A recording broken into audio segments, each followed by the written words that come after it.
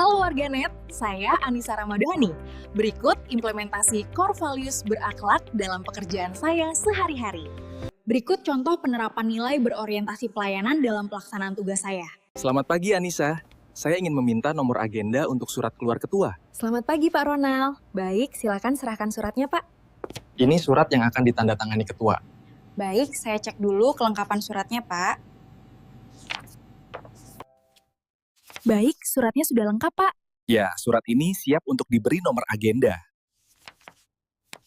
Nomor agenda berikutnya adalah 058. Baik, saya catat nomor tersebut. Saya catat tanggal dan perihal suratnya Pak. Baik, supaya arsipnya lengkap. Nomor agenda dan data surat sudah saya input secara digital. Silakan gunakan nomor agenda tersebut pada surat Pak. Terima kasih atas bantuannya Anissa. Sama-sama Pak Ronald. Kali ini, saya tampilkan contoh penerapan nilai dasar akuntabel dalam pelaksanaan tugas saya. Selamat pagi Pak Hamdan, saya sedang mulai menyusun data arsip triwulan ini. Baik Anissa, pastikan semua arsip sudah diklasifikasikan dengan benar. Baik Pak, sudah saya input arsip aktif dan inaktif ke dalam sistem digital Pak. Bagus, pengelompokan ini memudahkan pencarian dan pengelolaan arsip. Untuk arsip permanen, semua dokumen sudah dilakukan proses alih media melalui pemindaian Pak. Baik, pastikan setiap dokumen sesuai dengan arsip asli sebelum proses autentikasi ya. Saya menambahkan watermark sebagai tanda arsip digital telah diautentikasi Pak. Baik, itu menjadi bukti bahwa hasil alih media telah sesuai dengan dokumen aslinya. Saya akan koordinasi dengan masing-masing subbagian untuk tanda tangan berita acara. Baik Pak. Laporan arsip digital triwulan sudah siap dan telah saya kirim ke KPU Provinsi, Pak. Baik, pengelolaan arsip yang tertata akan mendukung akuntabilitas lembaga. Berikut pengaplikasian nilai dasar kompeten dengan membantu memahami alur disposisi surat masuk. Anissa, saya masih kurang paham alur disposisi surat masuk untuk ketua dan sekretaris. Setelah ini harus bagaimana ya? Pertama, catatkan deskripsi surat pada lembar disposisi, kemudian sampaikan kepada ketua atau sekretaris untuk mendapatkan disposisinya. Setelah itu, kita melihat arahan tindak lanjut yang diberikan oleh pimpinan pada lembar disposisi. Kemudian, surat diteruskan kepada subbag atau personel terkait sesuai arahan disposisi pimpinan. Oh begitu, jadi kita harus memastikan surat sampai ke bagian yang tepat sesuai disposisi pimpinan. Benar. Dengan memahami alur ini, pekerjaan kita menjadi lebih efektif dan pelayanan administrasi semakin baik. Inilah contoh penerapan nilai kompeten, terus belajar dan berbagi pengetahuan agar pekerjaan terlaksana dengan tepat dan profesional. Berikut implementasi nilai harmonis guna membangun lingkungan kerja yang kondusif. Bu Ayu, udah waktu zuhur. Bagaimana kalau kita sholat dulu? Aduh Nis, saya masih mengejar deadline laporan ini. Kerja memang penting Bu, tapi kalau kita berhenti sebentar untuk sholat, hati biasanya jadi lebih tenang. Iya juga sih. Lagi pula kita bisa sholat berjamaah, sekalian istirahat sebentar dari pekerjaan. Saya tinggal sedikit lagi sebenarnya. Baiklah, sebentar ya, saya save dulu datanya. Udah. Terima kasih ya Nis, sudah mengingatkan. Sama-sama Bu, kita saling mengingatkan aja. Memang penting juga ya menjaga waktu sholat di tengah pekerjaan. Iya Bu, supaya lingkungan kerja kita juga lebih tenang dan harmonis. Baik, kita sholat dulu, setelah itu lanjut kerja dengan semangat. Setuju Bu, semoga pekerjaan kita juga lebih berkah. Kali ini saya tampilkan contoh implementasi nilai loyal terhadap atasan. Berikut cuplikannya.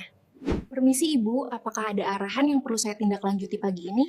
Ada Anissa, kita perlu segera membuat surat tugas tim alih media dan penyelamatan arsip Sekretariat KPU Kota Gunung Sitoli. Baik Ibu, apakah surat tugas tersebut untuk kegiatan digitalisasi dan penyelamatan arsip lama? Betul, arsip penting harus dialih mediakan dan diamankan sesuai ketentuan kearsipan. Baik Ibu, untuk formatnya apakah mengikuti tata naskah dinas KPU yang berlaku? Iya, pastikan ada kop surat resmi, nomor surat, dasar penugasan, susunan tim, serta tugas masing-masing anggota. Siap Ibu, saya juga akan mencantumkan waktu pelaksanaan dan tanggung jawab tim dalam surat tersebut. Bagus, pastikan redaksinya jelas dan sesuai pedoman tata naskah dinas KPU. Setelah selesai, akan saya ajukan terlebih dahulu parafnya kepada Ibu. Baik, kirimkan draftnya ke saya untuk diperiksa sebelum ditandatangani. Siap Ibu, saya kerjakan sekarang. Berikut penerapan nilai adaptif dalam pekerjaan saya.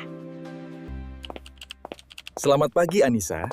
Saya sedang monitoring bagaimana pengelolaan arsip dan naskah dinas kita. Pagi Pak, untuk naskah dinas ada beberapa kode klasifikasi arsip yang belum sesuai dengan PKPU 1257 tahun 2024 Pak. Baik, menurut Anissa, apa kendala utama kita dalam penyamaan pemahaman tersebut? Untuk kendalanya, mungkin karena belum kita sosialisasikan secara menyeluruh kepada staf sekretariat Pak. Apakah Anissa ada ide agar staf bisa lebih cepat menyesuaikan dengan ketentuan PKPU tersebut?